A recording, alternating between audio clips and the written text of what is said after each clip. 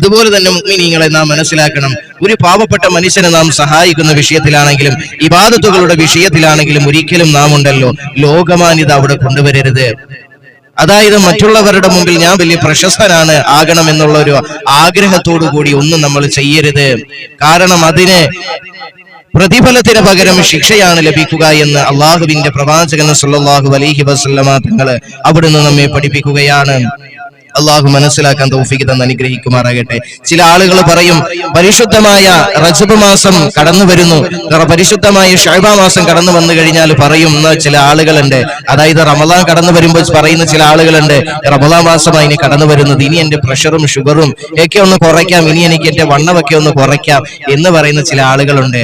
ഇതിന്റെയൊക്കെ ബർക്കത്ത് കൊണ്ട് അള്ളാഹു എന്റെ രോഗങ്ങളെ ശിഫയാക്കി തരും എന്ന് പറഞ്ഞ രസമുണ്ട്. പക്ഷേ അതിൽ ഈ വിഷയം നിയ്യത്ത് ശരിയാകും. പക്ഷേ ഇവിടെ ഈ ഒരു നിയ്യത്തെ നോമ്പ് പിടിക്കുന്നതിലൂടെ എന്റെ ഇനിയിപ്പം എല്ലാം അങ്ങോട്ട് മാറും, പ്രഷറും ഷുഗറും എല്ലാം അങ്ങോട്ട് കുറയും, വണ്ണവും കുറയ്ക്കാൻ പറ്റും എന്നിങ്ങനെ പറഞ്ഞുകൊണ്ട് നോമ്പ് പിടിക്കുന്ന ആളുകളുണ്ട്.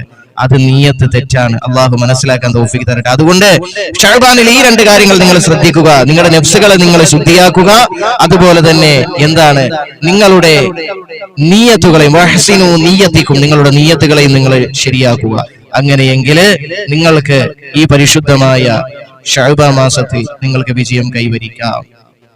അള്ളാഹു മനസ്സിലാക്കാൻ തൗഫീഖ് തരട്ടെ.